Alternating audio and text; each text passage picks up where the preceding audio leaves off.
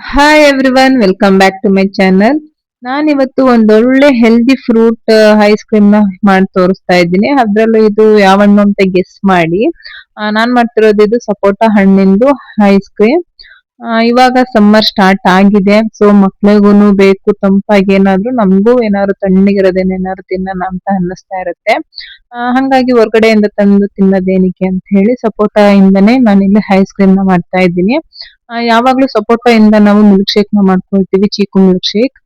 ಆದ್ರೆ ಸಪೋಟದಲ್ಲಿನೂ ಒಂದ್ಸಾರಿ ice cream ಮಾಡೋಣ ಅಂತ ಹೇಳಿ ನಾನಿಲ್ಲಿ ಮಾಡ್ಕೊಳ್ತಾ ಇದ್ದೀನಿ. ಮೊದ್ಲಿಗೆ 4 ಸಪೋಟ ಹಣ್ಣಿಂದು ಸಿಪ್ಪೆನೆಲ್ಲಾನು ತೆಗ್ದ್ಬಿಟ್ಟು ನೀಟಾಗಿ ಈ ರೀತಿ ಕಟ್ ಮಾಡ್ಕೊಂಡಿದ್ದೀನಿ. ಜೊತೆಗೆ ಒಂದೆರಡು ಬಾಳೆಹಣ್ಣು ಕೂಡ ಇತ್ತು, ಹಾಗಾಗಿ ಅದನ್ನು ಕೂಡ ಸೇರಿಸ್ಕೊಂಡಿದ್ದೀನಿ.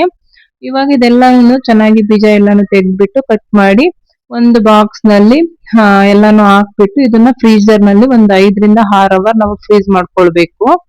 ಹಂಗಾಗಿ ನಾನು ಹಣ್ಣೆಲ್ಲಾನು ಬಾಕ್ಸ್ ಒಳಗಡೆ ಸೇರಿಸ್ಕೊಂಡು ಇದನ್ನ ಇವಾಗ ಫ್ರಿಜ್ ನಲ್ಲಿ ಎತ್ತಿಡ್ತೀನಿ. ಫ್ರೀಜರ್ ನಲ್ಲಿ ಇಡಬೇಕು, ಫ್ರಿಜ್ ನಲ್ಲಿ ಇಡಬೇಡಿ. ಮೇಲ್ಗಡೆ ಬಾಕ್ಸ್ ಇರುತ್ತಲ್ಲ ಫ್ರೀಜರ್, ಅದ್ರಲ್ಲಿ ಇಡಬೇಕು. ನಾನು ಇವಾಗ ಇದನ್ನ ಫ್ರೀಸ್ ಮಾಡ್ಕೊಂಡು ಆಗಿದೆ 5 ರಿಂದ 6 ಅವರ್. ನೋಡಿ ಎಷ್ಟು ಐಸ್ ಕಟ್ಟಿದೆ ಅದ್ರಲ್ಲಿ ಅಂತ ಹೇಳ್ಬಿಟ್ಟು ಮುಟ್ಟೋದಕ್ಕಾಗಲ್ಲ, ಮತ್ತೆ ಒಂದೇ ಒಂದೊಂದು ತೆಗೆಯೋದಕ್ಕೂ ಕೂಡ ಆಗಲ್ಲ, ಒಂದಕ್ಕೊಂದು ಅಂಟ್ಕೊಂಡ್ ಬಿಡಿರುತ್ತೆ. ಈ ರೀತಿ ಆದ್ಮೇಲೆ ಇದನ್ನ ಬಾಕ್ಸ್ ನಿಂದ ಬಿಡಿಸ್ಕೊಂಡು ಒಂದು ಮಿಕ್ಸಿ ಜಾರ್ಗೆ ಸೇರಿಸ್ಕೊಳ್ತೀನಿ. ಹಾಗೆ ನಿಮ್ಮೆಲ್ಲರ ಹತ್ರನೂ ಒಂದು ರಿಕ್ವೆಸ್ಟ್, ವಿಡಿಯೋ ಇನ್ನ ಸಬ್ಸ್ಕ್ರೈಬ್ ಮಾಡದೆ ನೋಡ್ತಾ ಇದ್ರೆ ಪ್ಲೀಸ್ ಸಬ್ಸ್ಕ್ರೈಬ್ ಮಾಡ್ಕೊಳ್ಳಿ, ಹಾಗೆ ವಿಡಿಯೋಗೆ ಒಂದು ಲೈಕ್ ಮಾಡಿ. ಇವಾಗ ಇದಕ್ಕೆ ಅರ್ಧ ಕಪ್ ಆಗುವಷ್ಟು ಸಕ್ಕರೆನ ಸೇರಿಸ್ಕೊಳ್ತಾ ಇದ್ದೀನಿ. ಇದು ಬ್ರೌನ್ ಶುಗರ್, ನೀವು ವೈಟ್ ಶುಗರ್ನು ಕೂಡ ಆಡ್ ಮಾಡ್ಕೊಳ್ಬಹುದು. ಇಲ್ಲ ಅಂತ ಹೇಳಿದ್ರೆ ಸಕ್ಕರೆನ ನೀವು ಕಂಪ್ಲೀಟ್ ಅವಾಯ್ಡ್ ಮಾಡ್ಬೋದು. ನಾನ್ ಮಕ್ಳು ತಿಂತಾರಲ್ಲ ಅಂತ ಹೇಳಿ ಸಕ್ಕರೆನ ಸೇರಿಸ್ಕೊಂಡಿದ್ದೀನಿ. ಇದ್ರ ಜೊತೆ 1 ಕಪ್ ಆಗುವಷ್ಟು ಹಾಲು, ಇದಿಷ್ಟನ್ನು ಹಾಕೊಂಡು ನುಣ್ಣಗೆ ಇದನ್ನ ರುಬ್ಕೊಳ್ಬೇಕು. ಫುಲ್ ತಿಕ್ ಕ್ರೀಮ್ ಕನ್ಸಿಸ್ಟೆನ್ಸಿ ಬರಬೇಕು, ಆ ರೀತಿ ಇದನ್ನ ರುಬ್ಕೊಳ್ಬೇಕಾಗತ್ತೆ.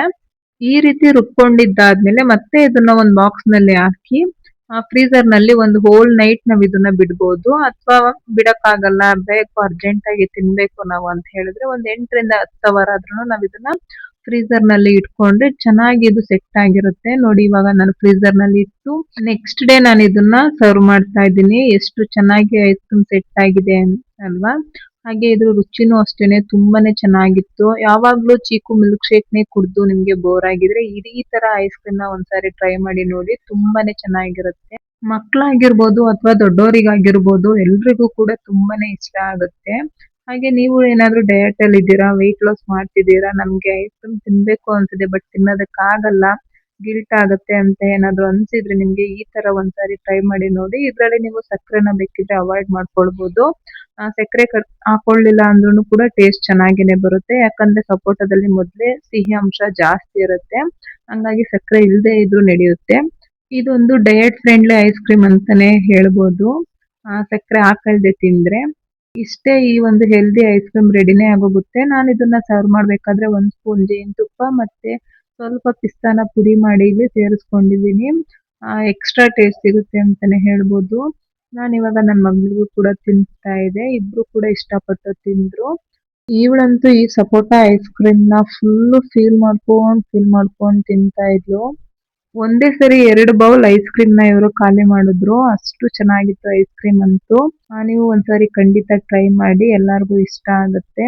ಈ ಐಸ್ ಕ್ರೀಮ್ ರೆಸಿಪಿ ನಿಮ್ಗೆ ಇಷ್ಟ ಆದ್ರೆ ಪ್ಲೀಸ್ ಲೈಕ್ ಮಾಡಿ, ಹಾಗೆ ವಿಡಿಯೋನ ಶೇರ್ ಮಾಡಿ, ಸಬ್ಸ್ಕ್ರೈಬ್ ಮಾಡ್ಕೊಂಡು ವಿಡಿಯೋ ನೋಡಿ.